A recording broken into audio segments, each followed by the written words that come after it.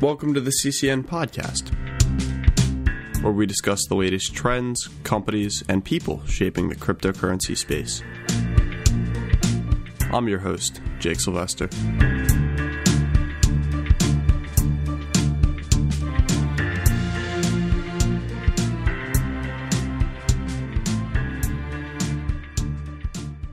Hey everybody, I'm here with Caitlin Long. How you doing today? Hey, how are you? Doing great, thanks. Thanks for having me on. Yeah, happy to have you. So you've got a really incredible background between Harvard Law, 22 years on Wall Street at Salomon Brothers, Credit Suisse, a few others. Talk to me a little bit about how you turned that background into crypto and how you got into crypto.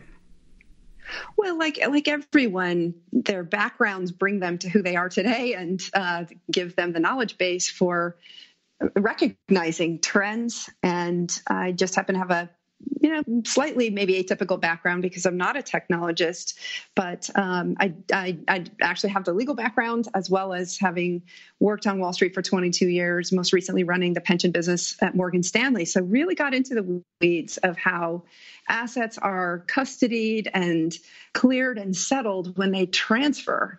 Real weeds on all of that. And it's just the system that we have is very unstable. It's not fair to investors. And I've learned from experience not to trust my brokerage account. My brokerage account itself is not inaccurate, but there's so much that goes on in these commingled pools of assets behind the scenes that you can't see.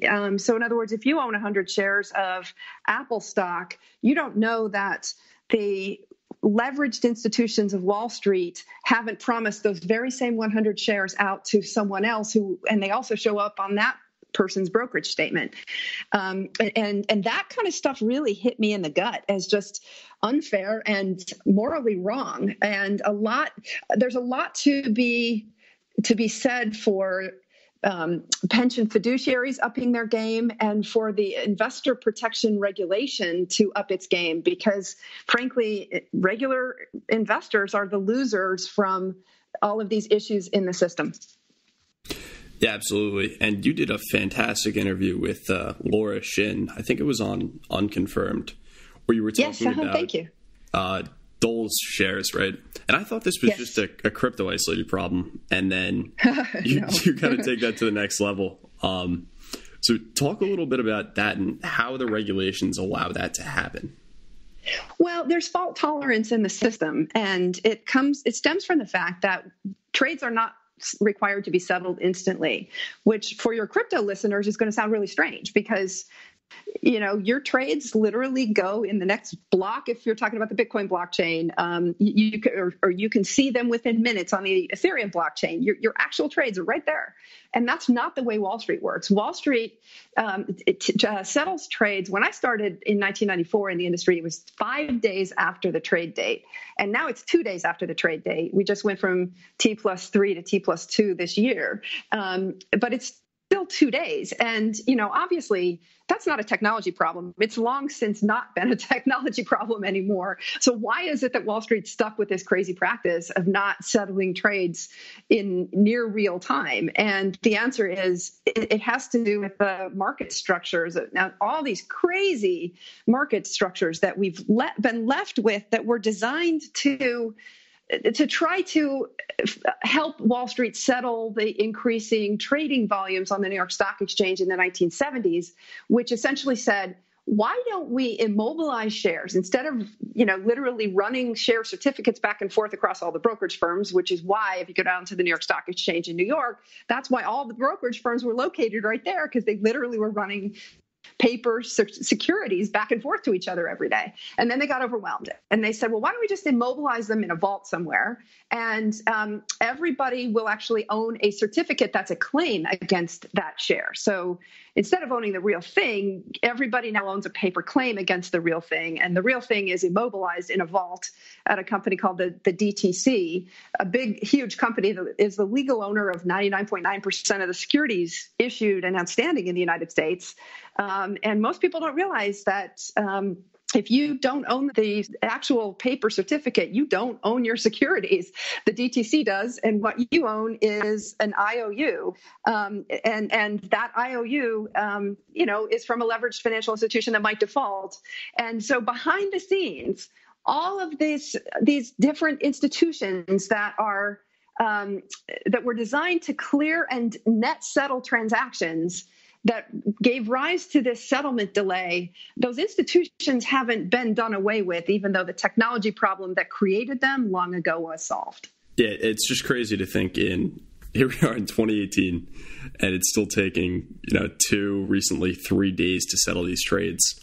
So I guess there's got to be a market advantage to the brokerage firms. And I guess they're lobbying to kind of keep that open.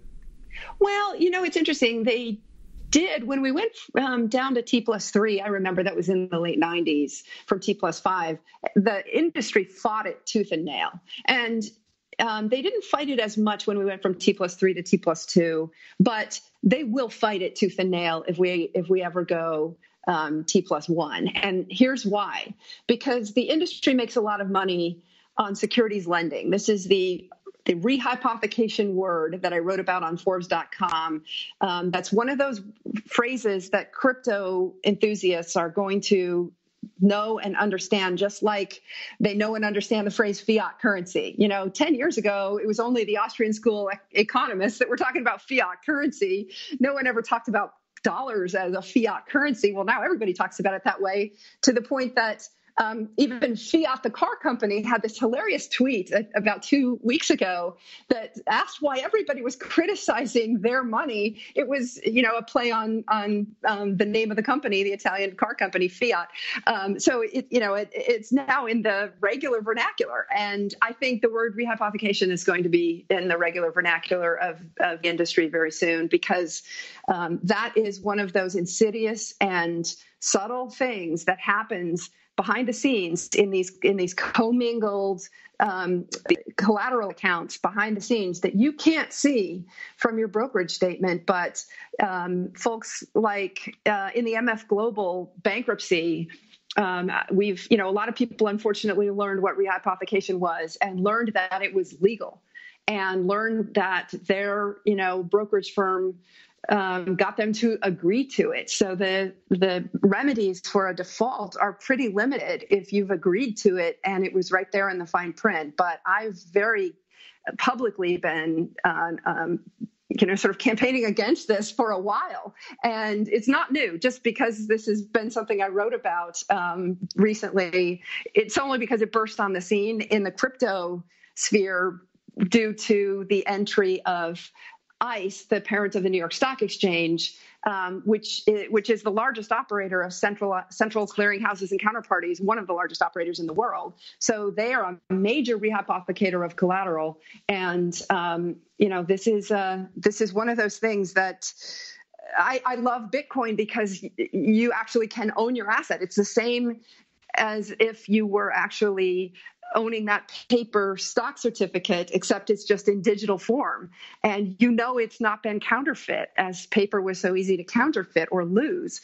In the case of Bitcoin, if you have your private keys and you haven't lost them and they haven't been hacked, then you really own your Bitcoin. I would love to get back to that in the financial markets as a whole. Yeah. So one of the questions I have here is how the institutional investors let this happen and let the brokerage firms take this amount of power. So like the pension fund managers, and why all those people aren't kind of lobbying to do away with that old system. Oh, gosh, that is a great question. And I don't know the answer. I wish I did. I having been a pension fiduciary and negotiated some of these agreements, I knew I was an outlier. When we were asking for tighter collateral terms and 1 day collateral posting, much less, we went for intraday collateral posting on our interest rate contracts, and nobody would give it to us. And when we first started asking, I think it was T+3 collateral posting. So you could have a major move in interest rates, and the counterparty wouldn't have to give you any additional collateral for 3 days. Well, in the intervening 3 days, of course, they can go bankrupt. So I was pushing for that, and it was the experience of the financial crisis that made me learn that I needed to ask for that. Why did many others not? I actually had that conversation with a couple of people in the pension business at a recent Free State Project picnic.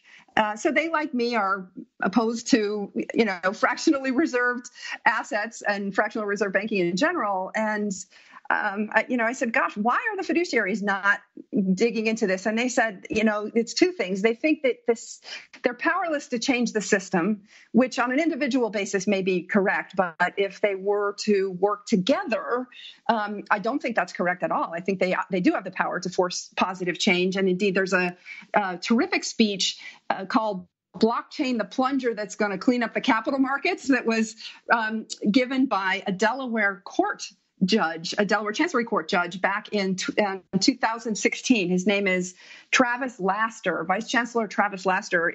I strongly encourage your listeners to read his speech because it gives a tremendous amount of detail about all the problems in the clearing and settlement system of Wall Street. And he, like me, is trying to encourage the fiduciaries to take the reins, take the control back in the market. Because it's their investors, their clients that are losing as a result of all the issues in the system. And lastly, I'll add, I hope the plaintiff's bar starts to come in to some of these issues and litigate. I don't know the outcome of the Dole Food situation. I have not seen any SEC enforcement actions in the Dole Food situation. So somebody lost money there. Why has there not been litigation? Why have there not been enforcement actions? It's the sort of thing that, regular mom and pop investors out there look at this kind of thing and just think the system is rigged against them. And guess what? In a lot of ways, it is. Yeah, that situation is just insane in a traditional stock market. So one of the things I'm curious about with Dole specifically, with their overissuing of shares, how common is that? It's very common. It happens. It happens every day, but it's a matter of degree. And so essentially, it all gets back to the delayed settlement that we talked about earlier, plus securities lending, and the fact that these brokers and clearinghouses and custodians are making money off securities lending, and they're allowed to. And again, it's in the legal agreements. In most cases, the pension fiduciaries have agreed to it, or the clearinghouse. The CFTC and SEC allows the clearinghouses to do it. What I've experienced is that failures to deliver in securities lending can happen on almost a daily basis, especially for something that is a hard to deliver security. So it's very scarce and very difficult to find a borrow in the security. There are failures to deliver every day. But here's the other shocking statistic. The market where this happens the most is the U.S. Treasury bond market. And the Fed actually encourages all of this. It is a means by which the Fed institutes its monetary policy.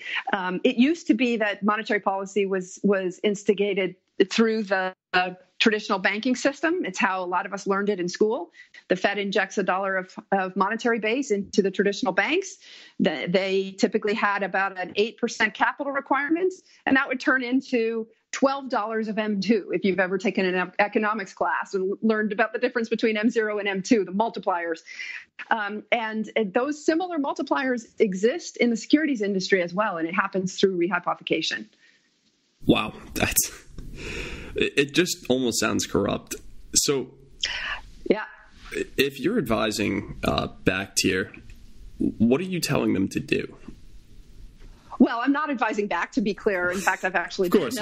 They put out an interesting statement today, and it directly spoke to some of the critiques that I and others have made about the fact that they're creating more paper claims to Bitcoin than they have real Bitcoin in their warehouse. And they didn't actually answer the question. They did actually give something very positive, which I gave them credit for, which is that they're not going to allow any margin on the physical settled Bitcoin contracts and no leverage in the contracts. But based on what I just walked you through, the devil's always in the details, right? It's the analogy that your brokerage statement isn't incorrect. It's just what's going on behind your brokerage statement that you don't have any visibility into, and you don't know how many times they've promised those very same Apple shares out to different people. And that is the same thing happens in these clearinghouses. You don't know how many times the collateral has been promised out to different people. And I will give ICE backed credit if they actually release their documents. And indeed, they absolutely are not commingling the collateral, and they are not rehypothecating the collateral. And again, in this case, what I'm talking about is physical Bitcoins. If they are not playing those games, then I will be the first to stand up and congratulate them for doing it right. Then if they don't play those games, the only thing that I think probably is outstanding is Andreas Antonopoulos' question, which is related but different, which is the power of these large custodians to influence the software upgrades in the Bitcoin network in the future. He raised this issue related to the big exchanges, last summer when we were going through the UASF experience and all of the just the mess that happened in the control of Bitcoin related to the scaling debate. But he's saying, and rightfully so, that that's going to be even more pronounced when Wall Street comes in and you start to get institutional quantity money in these markets. And so I think he would probably, I don't want to put words in his mouth, but I'm presuming that one way that Bakkt could handle that is to enable the actual owners of collateral to vote with their feet, as opposed to Bakkt essentially voting on behalf of the entire pool that it controls.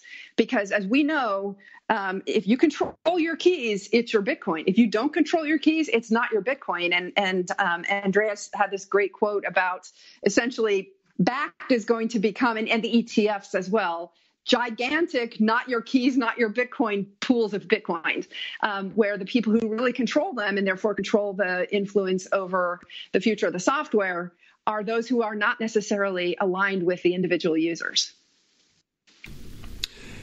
Yeah, so that's interesting in terms of them being able to make decisions for you.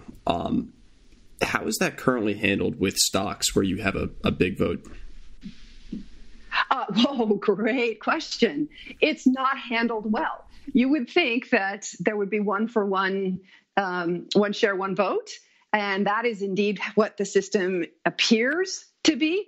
But in fact, actually, if you go back and read that speech, the blockchain's plunger speech by Vice Chancellor Travis Laster that I referred to earlier, he talks about just how awful the proxy voting mechanism is in U.S. capital markets, and that one of the big Delaware attorneys, because of course most corporations are domiciled in Delaware, a vast majority are, and so they are subject to Delaware law, and all the proxy laws are state law, and state law says you've got to have one share, one vote. Well, you don't have one share, one vote, and you don't have one share, even because of the way the shares are owned on an indirect basis. But anyway, he said that this attorney advised him that if there is a proxy vote that's closer than 55-45, that it's just a sheer guess, finger in the air, as to who actually won the vote. And we saw that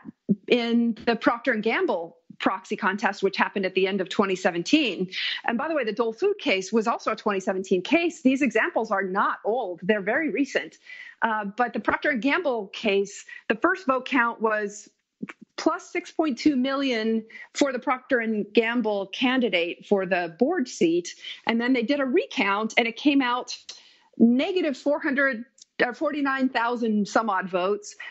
So the challenger in the recount actually won. And then it swung back to positive 498,000 votes for Procter & Gamble. So you had, votes swinging by as many as 6.2 million in those vote counts. And it just goes to show you how inaccurate the proxy system is. And the reason it's that inaccurate is the same reason why I don't trust my brokerage statement, which is that what's going on behind the scenes on Wall Street is not required to be accurate either. And there's a lot of fault tolerance and estimation of ownership that happens in the system. And they count on the fact that not everybody wants to withdraw their shares at the same time. They count on the fact that there's not going to be a run on the bank. But if there ever is, that's when, like in the Dole Food situation, you discover there were actually 1/3 more shares outstanding, in people's brokerage statements than there were actual shares issued. 49.2 million brokerage statements for 36.7 million shares outstanding. Crazy. Yeah, it's just unbelievable. So the other question there with Bitcoin, right, is if BAC starts handling these shares and then there is a run on the bank because maybe there's going to be a hard fork. Yep. They can't even handle that, right? So what usually happens in those cases in traditional markets? Well, in traditional markets, you don't have something like a hard fork. So you'll have stock splits and stock dividends and then the like. There are very clear rules. If somebody is selling a stock short, that they, if there's a dividend or something, that they have to actually pay the long investor the dividend. So, but because there is rehypothecation, it does create an interesting question. Like in the Dole Food case, this is why I know there were losses. I know there were people who were owed money in the Dole Food case that were not paid, because I know that the brokers would not have been able to go back and collect what was paid out to the hedge funds. It took 3 years for this court case to wind its way through the system. So in what's happened in the intervening 3 years, is every single hedge fund that owned the shares still open? Probably not. A lot of those hedge funds were specialist merger arbitrage hedge funds. Many of them are still around, but not every one of them. I virtually guarantee that there are a couple of them that are just that wound up and they're not there anymore. So how is the broker going to go back to them and get the money to pay for the rightful owner?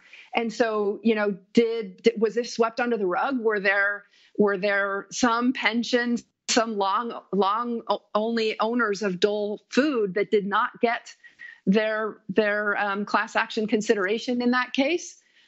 It's a good question. I think, that's something I can't answer. Only Wall Street can answer that question. Yeah, and I just think one of the other interesting things about Bitcoin is the hard cap on the amount of shares. So yes. I think you said this previously. The FTC should just come out and put, you can't have more than 18 million shares at the moment, right? And then up that to 21 million. Yep. And it's 17 million some right now. We're not quite at 18 on Bitcoin. Yeah. But yes, you're right. Yep. So is there any reason they're not doing that? Just because it's not really a concern right now? I mean, have you heard anything there? Are you willing to speculate on that? It all comes back down to the fact that the clearing and settlement system is where things get lost, right? So, and this is why this judge in Delaware who has to deal with these situations, like Dole Food and like Procter & Gamble, and he talks about a Yahoo proxy contest, a Dell. There was an issue with Dell shares a couple of years ago where he's got to try to reconcile the fact that Wall Street ends up saying that there's a different number of shares outstanding than is actually legally issued and outstanding under Delaware law. And because corporate law is state law, securities law is federal law, but corporate law is state law. And so that's why it ends up in litigation in the state courts.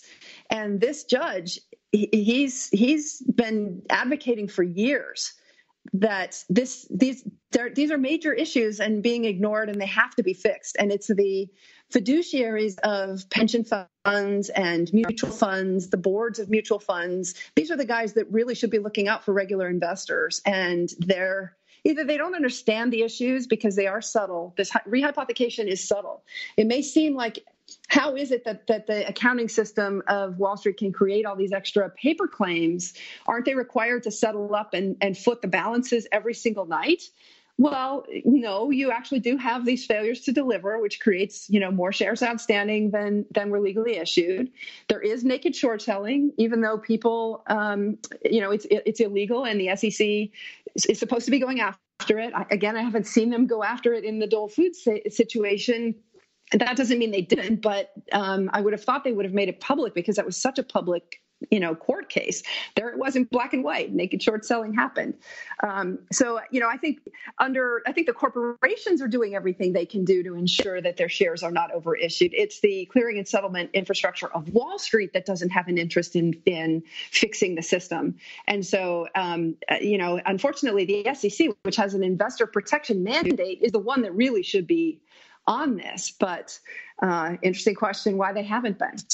Yeah, the entire regulation is just a mystery to me at this point. There are so many things that are obvious that you think make sense that just aren't out there as far as protections go.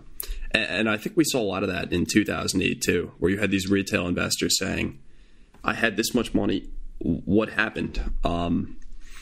I think there was a case where you had a savings bank losing hundreds of thousands of dollars in Lehman Brothers that wasn't guaranteed because I think they were a citizen of Hong Kong. But wow. The regulations just aren't out there that should be. Which I think. Well, and I was reading an IMF paper. Sorry to interrupt. Just on that basis, they were talking about the Lehman situation, and in the meltdown in both Lehman and also in MF Global, though that particular one wasn't referred to in this IMF paper, they said that Lehman did not acknowledge the firewalls that were supposed to have firewalled off client assets. And this is an issue for me personally. I have, that's a fear that I have. When you've got a brokerage firm that's going under, like Lehman was, or like MF Global was, even though those client assets are supposed to be ring fenced, well, guess what? When John Corzine, the CEO of MF Global, is trying to save the firm, he's got a heck of an incentive to ignore those ring fences. Those ring fences are not literal firewalls. Those ring fences are just, those assets are sitting in a separate account, and people can go to jail if they dip into those clients' separate accounts. Well, did John Corzine go to jail? So there you have it. There's an awful lot of moral hazard when it comes to segregation of assets. And unless the assets are segregated on an open blockchain where it's transparent and you can see that they've not been messed with, then you can't trust that your assets are truly being custodied in the manner in which they should. So you see blockchain being used as a custodian's tool across every type of asset class. Yes, and in fact, that's one of the things that I did say that was positive about the back news, that this was so interesting. They leaped right over the blockchain, not Bitcoin intermediate step that so many other firms are doing right now, which is essentially, well, let's not go all the way to natively digital assets, and let's just try to tokenize to try to, improve, to cut costs and all this duplication and reconciliation of information that we have to do among all the different counterparties on Wall Street. Maybe there's a way that we can share a ledger for a token. We don't need to go completely open blockchain because we do kind of trust each other. So let's do these private walled garden type blockchains. And in fact, actually, when ICE came out and said they were embracing Bitcoin, that was a game changer for me, because that is a natively digital asset. It's not a tokenized asset. It is natively digital. It never existed in anything other than native form. At its genesis moment, it only ever existed on the blockchain, and it never leaves the blockchain. Only its ownership changes. So that is a game changer. And I actually think that ICE could be tremendously successful if it were to adapt that as a strategy, as opposed to trying to sort of mess with Bitcoin, if you will, and rehypothecate and commingle it. Let's instead of trying to do that, let's go out and get natively digital securities. And ICE owns the New York Stock Exchange. ICE could be a real leader in that, in saying let's forget this crazy structure where there's one global security sitting in a vault at the DTCC for all of the Apple shares outstanding. And let's instead start actually issuing these things natively digital, and allocate them out to their rightful owners, so you don't have any of this commingling and rehypothecation without explicit consent from the owners of those securities. I'd love to see that, and that would be a huge positive relative to where we are today. But do you really think ICE is going to do that? I mean, do they have incentive to? I sure hope so. As critical as I've been of ICE over the rehypothecation of Bitcoin, I've been very complimentary of ICE as an institution. The CEO, Jeff Sprecher, is one of the more respected people on Wall Street, and some people would say he saved the New York Stock Exchange. He's the guy who engineered the digitization of equities markets in the U.S., digital trading, more than anyone. That saved a lot of people's money. Yes, are there downsides to it because you've got things like high frequency trading and all the manipulation that comes with that? Yes. So, it solved some old problems and created new, as anything does, of course. We all know Bitcoin has its own problems too.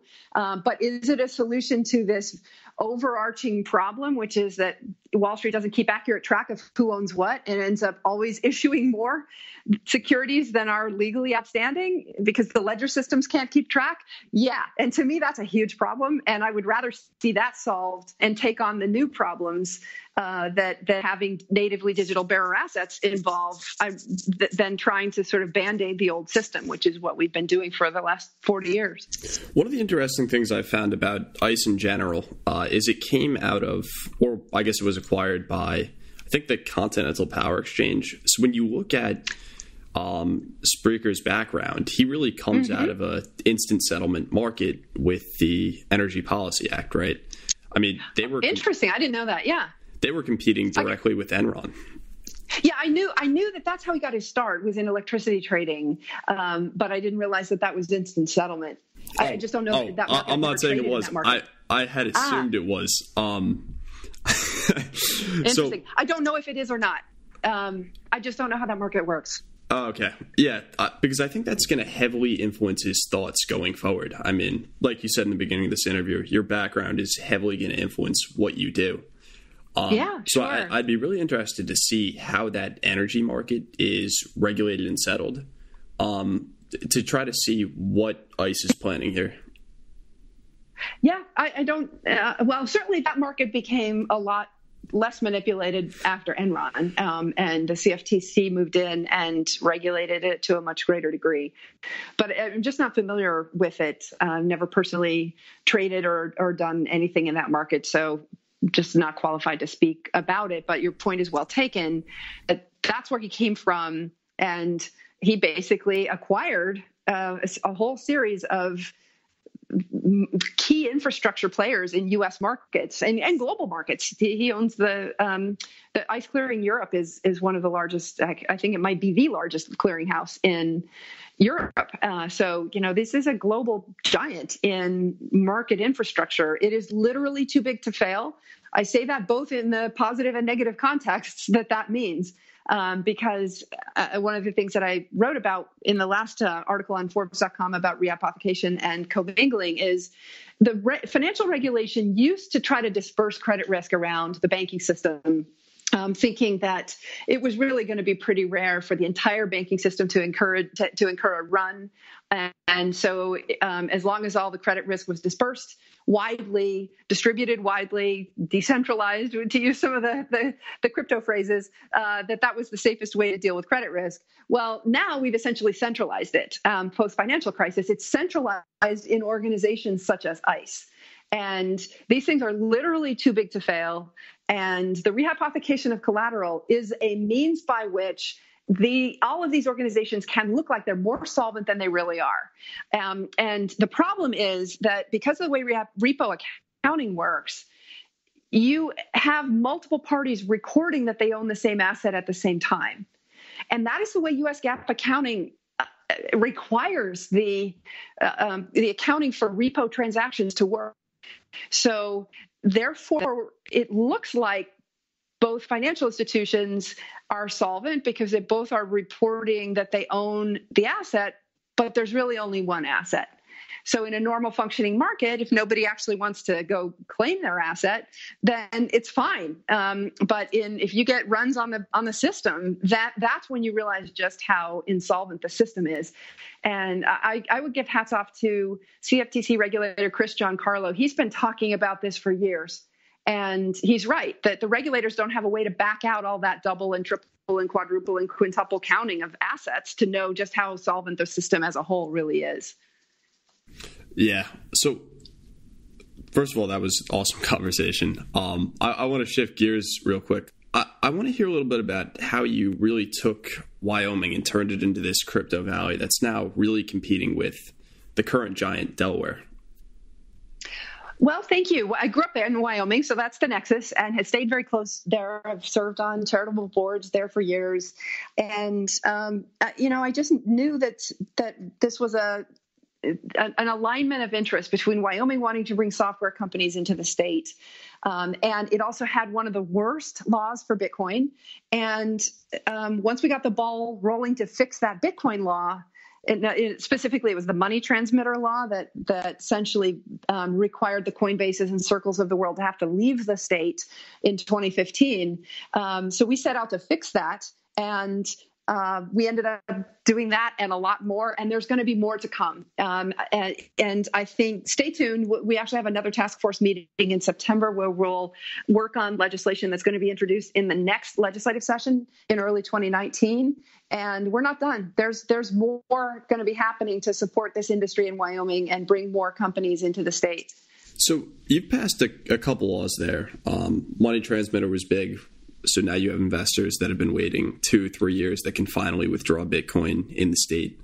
I think you passed 3 or how many other bills? There were 5. 5. Yep, okay. 5. Mm-hmm. Yep. What do you think has been the most important as far as making Wyoming this crypto valley? Candidly, I actually think it's the one that exempts crypto from property taxes. There's no income tax in Wyoming, and there's virtually no sales tax, virtually no property tax. It's the lowest tax state in the country. And by coming out and saying that, given that there's already no income tax, there also is no property tax, it's very tax friendly. That's meaningful. And then also secondly is probably the one that got more attention, which is the utility token bill. But that has run into the issues at the federal level, which is that everybody's afraid of the SEC and running afoul of the SEC. So what we've unfortunately seen is that more businesses have elected to go outside of the United States and domicile their startups in places like Singapore or Japan or Malta or Switzerland or Gibraltar than businesses that are taking the SEC risk and staying in Wyoming. So that has definitely blocked the degree of success that we were hoping for in Wyoming, at least in the short term. So we'll come back to Wyoming in a second, but what federal regulation would you like to see for the U.S. to compete with these places like Malta that are very blockchain friendly? I actually think what we did in Wyoming would be great, is to say we're not going to change the securities laws, although there are several of those that need to be changed. But let's acknowledge that certain things like airline points and gift cards and loyalty rewards programs can be traded in secondary markets, and they're not necessarily securities. And if they're not securities because they meet the criteria that we put in the Wyoming bill for not being securities in the state of Wyoming, then they are not going to be regulated by the SEC. And the SEC has sort of played both sides there, because they've come out originally and said that everything they've seen so far was a security. That comment just caused the entire industry to seize and frankly flee offshore. They've walked it back since then, I think in part because they saw just how many American businesses were actually fleeing offshore as a result. But yeah, I would like to see that. I've also suggested I'd like to see them do away with the requirement if an open blockchain is used to custody an asset, that setting up requiring a qualified custodian for that asset actually introduces risks where those risks wouldn't otherwise exist. So a qualified custodian is like a pension fund's custodian. We've been talking about them earlier in the interview. And the gist is that large investment advisors who manage more than $150 million are required to segregate their assets and hold them in a third-party custodian. The problem with that is, of course, if you're having somebody hold, digital assets in a third party, we're back to the Andreas point, not your keys, not your Bitcoin, right? So, you can use multi-sig, you can use time locks. There's a lot that you can use, but none of that recognized under current qualified custodial laws. And I actually think that that's probably the most important change the SEC needs to make to support the industry is take that old law. It's outdated for this technology. If we're talking about digital bearer assets, don't introduce risk where it otherwise doesn't exist. Yeah, I think that makes a ton of sense there. So coming back to Wyoming, I'm curious about your perspective on New York's Department of Financial Services actions over the past 4 or 5 years regarding blockchain, what they did right, what they did wrong, with your experience in that market. Way too heavy-handed. Wyoming took the approach of let's create enabling legislation rather than restrictive legislation. New York did the opposite. New York said, let's restrict, let's not enable. And it was an arrogance, frankly, that they thought everybody would want to be in New York. But a lot of the big players essentially just avoid New York. You saw Jesse Powell at Kraken talk very publicly about that. He's just not in New York, and they can't, because he's not doing business in New York, they can't, they have no jurisdiction over him. And I think I agree with Jesse. I think New York, it's acknowledged in the industry that they went way too far, and that needs to be rolled back. Yeah, the regulations there are just insane, and the cost to acquire a crypto license is beyond what a lot of these smaller startups can handle. Yep, that's right. It's unfair. It's part of the thing that sends these small startups offshore. And once they're gone offshore, the interesting question is, will they ever come back? And do they really have incentive to come back? Right. Well, because then once they've set up offshore, they incur costs to come back onshore. And so, they'll only come back onshore if it's in their interest. But when we can capture businesses and have them set up in a local jurisdiction and they have no switching costs, is at their genesis moment. And that's why, again, Wyoming's going after this so hard. And I sure wish that the SEC would just clarify things. I think a lot of people are interested in just clarifying the rules. And if we get clarity on the rules, then it gives lawyers the ability to advise clients that, yes, they can stay in the United States without risk of literally going to jail. But right now, there's too much risk, and most lawyers are advising their customers to leave and go offshore. Yeah, absolutely. So last question here. So up until this point on this podcast, we pretty much just interviewed cryptocurrency founders.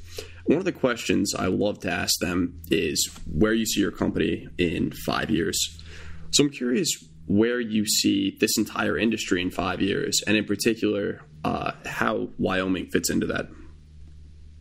Well, I think Wyoming is going to be the Delaware of this industry. I think a lot of companies are going to, the startups will domicile there, and existing businesses are already re-domiciling there, in part for the tax and regulatory clarity. And I think Wyoming is going to be the Delaware of the crypto industry. Where will the crypto industry be? I'm very convinced that money is going to be digital open blockchain tokens, i.e. Bitcoin. It may not look like Bitcoin today because it's going to, over the next 20 years, evolve substantially. But I do believe that it is such a superior system, and it's fairer to regular folks, especially folks of limited means. It's so much fairer than the system that we have today, and that we will end up transitioning over to that. How smooth that transition is going to be is an open question. It all depends on whether the powers that be in the existing financial industry recognize that this is the direction that it's heading. And again, I will compliment ICE for recognizing that and being the first of the big mainstream institutions to dip their toes into natively digital assets. And this is just a far superior system. So let's keep that ball rolling. Absolutely. So thanks so much for coming on. We'll definitely have to have you again sometime in the future as we see some of these things you're talking about develop. I look forward to it. Thank you so much. Great. Thanks. Have a good one. You too. Bye-bye. Bye.